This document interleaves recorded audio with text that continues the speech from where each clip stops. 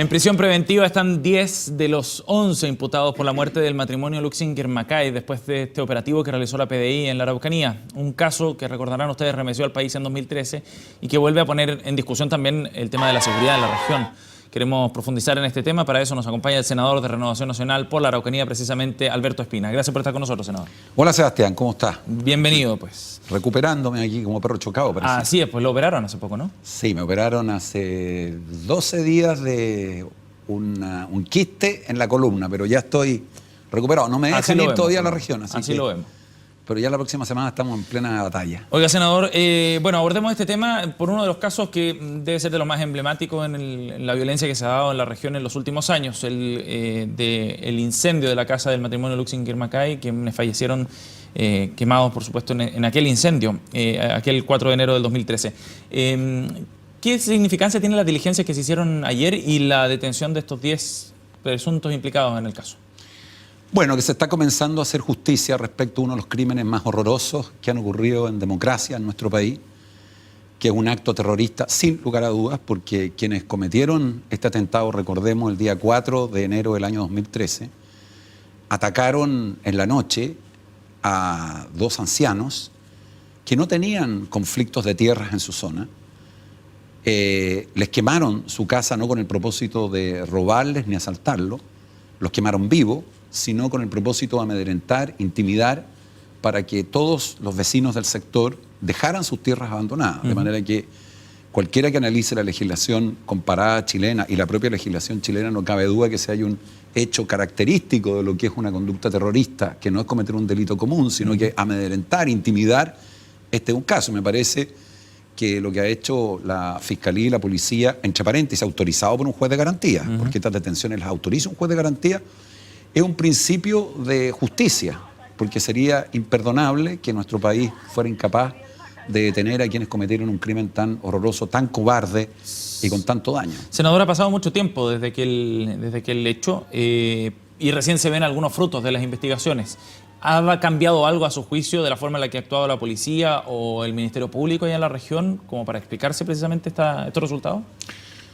Bueno, yo creo que ha habido mejoras en ese sentido. Sí, bueno, yo pienso que los fracasos que han existido en gran parte de las investigaciones han llevado, por supuesto, a que la Fiscalía y la Policía extremen todas las medidas dentro de un Estado de Derecho para ubicar a los responsables. Creo que en este caso, estos casos son muy difíciles de probar. Y eso es muy importante, y por eso el rol que tengan los jueces cuando vayan a dictar sentencia es fundamental. Porque es muy difícil que en un acto terrorista que ocurre en el campo, tú tengas una filmación, un video, un testigo. Y de hecho, si hay testigos, lo probable es que los testigos sean amedrentados, como ocurría en otra oportunidad, intimidados, con amenazas de muerte. De manera que son delitos extraordinariamente difíciles de probar. Y en este caso, según la información que ha otorgado el Ministerio Público, hubo un testigo que confesó el hecho ante dos funcionarios de la PDI. José Peralino. Sí, eso es la información. Ante dos funcionarios de la PDI, ante dos fiscales, que posteriormente, dicen los funcionarios de la Fiscalía, se habría, producto de la intimidación, un poco retractado de lo que él había señalado. ¿A usted le parece creíble esa versión que da Peralino ahora? Mira, y yo creo que si dos funcionarios de la PDI y dos fiscales son contestes de los hechos y las circunstancias de que efectivamente hubo una confesión, y además lo que se confesó es coincidente con el resto de la prueba georreferencial, es decir, los celulares y una serie de otros antecedentes que señalan que estaban en un lugar determinado, eso pareciera ser una prueba contundente, pero en esto quien tiene que resolverlo son finalmente los tribunales. Y hay que recordarse que el proceso de esto es la formalización por delito terrorista, porque el gobierno, después de haber dicho que no iba a aplicar la ley antiterrorista en la región, la aplica, lo que a mí me alegra mucho. Eso quería analizar. Se querella el gobierno por un incendio con carácter terrorista. ¿Es coherente eso con el discurso que ha mantenido hasta ahora el gobierno? Mira, yo creo que si es un cambio de opinión, es un cambio de opinión positiva. Porque los gobiernos están para asegurarle la paz social a los ciudadanos. Hay conductas que son delitos comunes, hay conductas que son ley de seguridad interior del Estado, dependiendo de la gravedad, y hay conductas que son terroristas. Esto no se puede hacer una generalización. Pero cuando son terroristas hay que decirlo con todas sus letras. Y este es un caso de un acto terrorista claro, categórico, y no hay que tener temor a decirlo con todas sus letras. Y si el gobierno decidió, como así ha sido, porque me lo dijo a mí el intendente y también el ministro Burgos, que había una querella por delito terrorista, por incendio terrorista con resultado de muerte, me alegra mucho, porque cuando se tipifica un delito de esa gravedad, la autoridad tiene que no estar defendiendo, digamos, lo que puede haber dicho equivocado o no, tiene que salir a defender a los vecinos de Vilcún y de la región que viven aterrorizados día por medio de ser objeto de actos de esta naturaleza. Senador, pero ayer el intendente de la Araucanía, en entrevista acá en CNN Chile con Matilde Burgos, le preguntaba a Matilde respecto al cambio de criterio. Él decía que no, que aquí no había cambio de criterio, que no existe el terrorismo en la región de la Araucanía, dijo el intendente Jonet. ¿Es coincidente eso? Por eso le pregunto si es que ¿ve usted una incoherencia en lo que está haciendo el gobierno o un giro, como decía usted? Un giro. ¿Cómo lo interpreta? En primer lugar, porque la presidenta Bachelet, cuando asumió, dijo algo que es inconcebible. Señaló que nunca iba a interponer una querella por delito terrorista en la Araucanía. O sea, desechó una ley antes de conocer los hechos. Eso me parece muy mal. A priori. A priori. Pero posteriormente los hechos son tan fuertes que hubo un giro y cambia de opinión. Lo que a mí me alegra, si yo no estoy aquí para andar enrostrándole cuando los cambios de opinión son positivos. A mí me parece que si el gobierno cambia de opinión y considera que lo que corresponde aplicar es la ley antiterrorista, uno tiene que apoyarlo en estos casos, porque es lo que se espera. Lo que ocurre es que en la región, Sebastián, sostener que no hay actos terroristas también no es verdad. En la región de la Araucanía hay actos terroristas, determinados atentados que tienen esas características. Hay otros que son delitos comunes. Si el objetivo es robar, asaltar, ese es un delito común. Pero la quema, por ejemplo, de los camiones, cuando iban con un radio patrulla, y eran creo que 18 camiones, y queman 6, que no era el propósito de robarle la mercadería, sino que amedrentarlo y decirle, ustedes no pueden pasar por este camino, ¿qué es ese delito? Pero, senador, en el caso de Celestino Córdoba, el único condenado por la muerte del matrimonio Luxinger Macay, no fue desechada la condena terrorista, ¿no? Sí, hubo 2 votos de ministros de la Araucanía que votaron que no era y uno que era. Sí. Es un voto de mayoría. Entonces, ¿eso no da de alguna manera pistas hacia dónde podría ir la situación de estos imputados o hay que analizarlo en paralelo? Va a depender de la prueba que acredite la Fiscalía. Ya. Ahora, yo siento que en la Araucanía los jueces tienen que aplicar la justicia, el derecho, con imparcialidad, pero yo siento que de repente los jueces, o por temor, mira lo que te digo, o por temor, o por una exigencia sobredimensionada de la magnitud de la prueba que piden. Sí, es curioso porque si en Santiago, en la Costanera Norte, quemaran 6 camiones, un grupo de encapuchados, yo te digo que en 24 horas se querían por terrorismo. Bueno, eso pasa habitualmente en la Araucanía, pero ahí no hay terrorismo. Entonces, no se trata de decir que todas las conductas son terroristas, se trata de decir que se analiza caso a caso, circunstancia a circunstancia. Y lo que a la gente le importa, más que un delito sea considerado o no sea considerado terrorista, que tomen preso a los delincuentes que cometen estos actos, cuyas víctimas pueden ser agricultores o pueden ser mapuche. Fíjate que yo me acordaba un caso cuando venía para acá. Doña Cecilia Jara Yancavil fue víctima de un ataque el 1 de enero del año 2015, mapuche. Empresaria, agricultora, le quemaron toda su maquinaria. No para robarle. Entonces, aquí no se trata de que uno diga, esta es una batalla entre mapuche y no mapuche, bueno, es verdad. Porque la inmensa mayoría del pueblo mapuche, según todas las encuestas y lo que yo he visto en terreno, reivindica sus derechos, pero rechaza categóricamente los actos de violencia porque perjudican finalmente a las propias comunidades.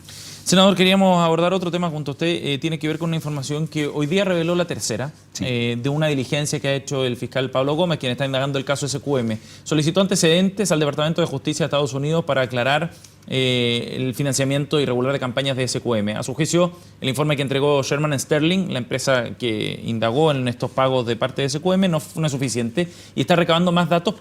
Y el argumento es lo que me interesa.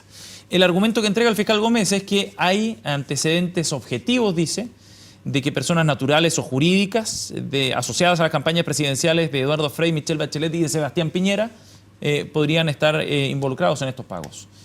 ¿Cómo recibe usted esa noticia, considerando que está involucrado, bueno, no solo la actual mandataria, pero también el expresidente de su sector? A ver, distingamos 2 cosas. Primero, Pablo Gómez es un gran fiscal. Yo lo conozco bien, me ha tocado trabajar muchas causas no porque yo sea abogado, sino porque le preguntan muchas veces en el pasado temas vinculados, él acuerda que es fiscal de la Quinta Región, vinculado a proyectos de ley sobre seguridad ciudadana. Y si le estima necesario pedir esa información, hay que dejar que los fiscales trabajen tranquilos. Yo siento que a los fiscales se les manosea. Hay un sector político que los acusa de A, el otro sector político los acusa de B, entonces dejen que los fiscales hagan su trabajo. Son todos fiscales que trabajan con objetividad, que hacen lo mejor que pueden. Se les ha acusado que no quieren investigar, han demostrado que tienen una capacidad investigativa enorme. En segundo lugar, yo quiero volver a reiterar algo que ha dicho el expresidente Piñera con mucha claridad. El expresidente Piñera tenía un fideicomiso ciego al momento que ocurrieron estos hechos, siendo el único candidato presidencial en la historia de Chile que tenía un fideicomiso ciego. Es decir, no participó directa ni indirectamente en lo que es la administración de su campaña.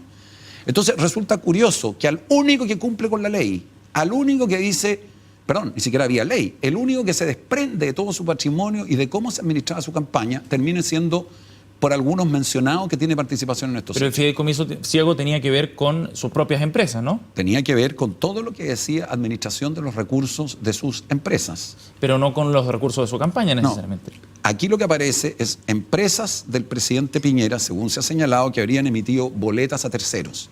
Él no participó en eso, eso lo ha dicho, lo ha reiterado. Y finalmente dejemos que la Fiscalía haga su trabajo con tranquilidad. Mira, pero cuando Santiago Valdés, el administrador de campaña del expresidente Piñera, y muy cercano además, sí, está involucrado en este caso, digamos que hay antecedentes concretos que llegan al círculo cercano del presidente. Pero no es un tema lejano. No, si no se trata de que sea un tema lejano o no lejano. Son dos principios que uno tiene que seguir. El primero de ellos, que los fiscales trabajen tranquilos. Si Pablo Gómez estima necesario enviar ese oficio, lo hago.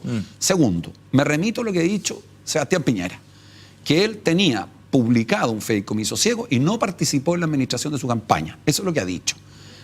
Eso es una versión de los hechos. Ahora, esto tiene que investigarse, pero a mí lo que me molesta es que yo veo que aquí hay una especie de permanente pugna.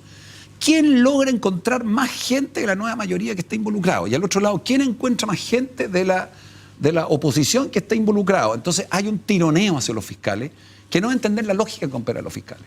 No entender la lógica con que opera la Administración de Justicia. ¿Y cómo debería ser entonces? ¿O cuál actuar con absoluta objetividad, porque el rol de los fiscales en nuestra ley y constitución es decir, que operan bajo el principio de objetividad. Deben investigar los hechos que inculpan a una persona como los hechos que absuelven a una persona. O sea, ¿usted no está de acuerdo con la calificación que dio Pablo Longueira, por ejemplo, cuando dijo que aquí había una extrema injusticia, dijo, por su formalización? Él tiene derecho a decir respecto de su caso y tendrá que probarlo en su defensa. ¿Cómo voy a yo objetarle lo que él piensa de su propia defensa? No creo que usted discrepa al menos del funcionamiento de la Fiscalía. Yo lo que señalo es que mi experiencia en el trabajo que he podido ver con los fiscales y lo que he leído es que los fiscales actúan de acuerdo a su leal saber y entender.